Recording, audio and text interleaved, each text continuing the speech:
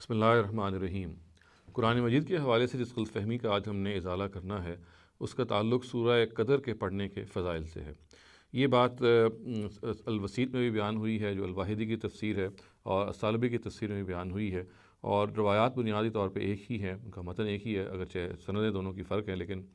جو روایت اس میں آتی ہے الوسیط میں اس کا متن آپ کے سامنے پڑھ دیتا ہوں۔ وہ یہ کہتا ہے کہ من قرأ سورۃ القدر اعطی من الاجر کمن صام رمضان و احیا لیلۃ القدر، یعنی اس کے الفاظ یہ ہیں کہ جس شخص نے بھی سورہ قدر کی تلاوت کی اللہ تعالیٰ اس کو اتنا اجر دیں گے کہ گویا اس نے رمضان کے روزے رکھے اور لیلۃ القدر میں وہ بیدار رہا، اس قدر اس کو اجر ملے گا۔ یہ متن جو ہے یہ ثعلبی کی تفسیر میں بھی یہی متن ہے، اگر جیسے میں نے عرض کیا کہ دونوں کے کی اسناد جو ہیں وہ فرق ہیں۔ جہاں تک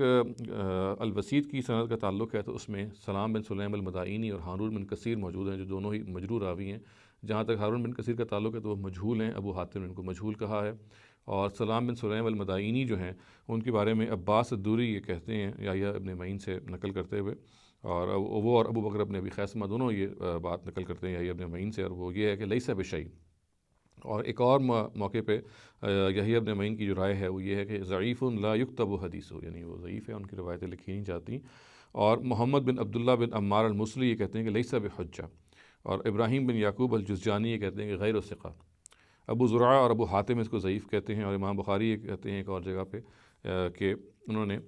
اتھارٹیز ان کو چھوڑ دیا، ابینڈن کر دیا، ترکوہ کے الفاظ آتے ہیں، اور امام نسائی بھی ان کو متروک کہتے ہیں، اور ایک اور جگہ پہ جو ان کے الفاظ ہیں وہ یہ کہ لیس بثقہ ولا یکتب حدیثہ، یعنی وہ ثقہ نہیں ہے، ٹرسٹ وردی نہیں ہے، اور ان کی روایتیں درج نہیں کی جاتی۔ اور ابو القاسم البغوی کہتے ہیں ضعیف الحدیث جداً، یعنی وہ حدیث کے معاملات میں انتہائی کمزور ہیں۔ اور عبد الرحمن بن یوسف بن خراش یہ کہتے ہیں کہ متروک ہیں، اور ایک اور موقع پہ جن کی رائے نقل ہوئی وہ یہ ہے کہ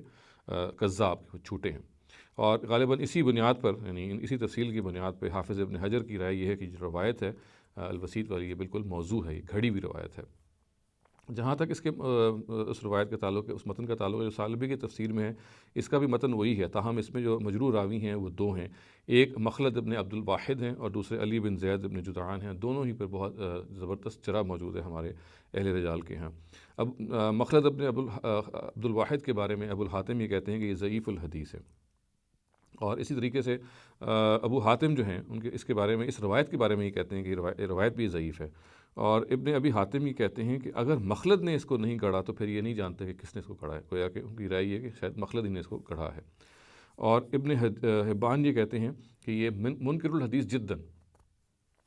جہاں تک علی ابن زید ابن جدعان کا تعلق ہے تو حافظ مزی نے اپنی کتاب تہذیب الکمال میں ان کے بارے میں جو جرح درج کی ہے وہ یہ ہے کہ ابن سعد یہ کہتے ہیں کہ فی ضعف ولا یحتج بہ، یعنی ضعف پایا جاتا ہے اور ان سے دلیل نہیں پکڑی جائے گی۔ اور احمد بن حنبل کی جو ان کا جو اوپینین ان کے بارے میں ہوئی ہے کہ لیس بشیء، اور ایک اور موقع پہ انہوں نے کہا کہ یہ ضعیف الحدیث ہے۔ یحییٰ ابن معین یہ کہتے ہیں کہ لیس بذاک القوی، اور اس کے علاوہ جو یحییٰ ابن معین نے ان کے بارے میں کہا ہے وہ یہ ہے کہ وہ ضعیف ہیں، اور لیس بشیء، لیس بحجہ، یہ سارے الفاظ وہ بیان کرتے ہیں علی بن زید ابن جدعان کے بارے میں۔ الاجلی یہ کہتے ہیں کہ یکتب حدیث و لیس بالقوی، اور ابراہیم بن یعقوب الجزجانی کہتے ہیں واحل حدیث ضعیف لا یحتج بہ، یعنی یہ ساری جرح کے کلمات ہیں، اور ابو زرع کی نزدیک لیس بالقوی، اور اسی طرح سے امام نسائی اور حافظ ابن حجر نے ان کو ضعیف قرار دیا ہے۔ چنانچہ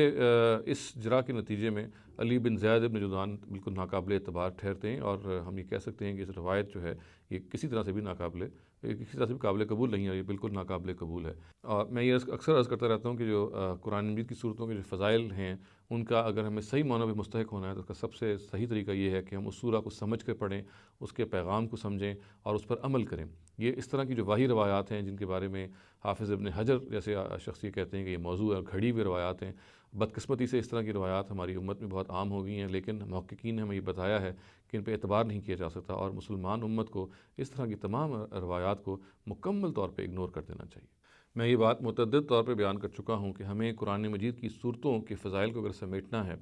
تو اس کا صحیح طریقہ یہ ہے کہ اس کو ہم سمجھ کے پڑھیں، ان صورتوں کو، ان کا جو پیغام ہمارے لیے ہیں اس کو ہم اس پر غور کریں اور اس پر عمل کریں۔ اس طرح کی جو واہی روایات ہیں جن کو حافظ ابن حجر جیسی شخصیت نے بالکل موضوع یعنی گھڑا ہوا قرار دیا ہے، بدقسمتی سے یہ روایتیں ہماری امت میں بہت عام ہو گئی ہیں۔ ہم مسلم امت کو اپنے محققین کے اس فیصلے کو ماننا چاہیے اور اس طرح کی روایات کو مکمل طور پر نظر انداز کر دینا چاہیے۔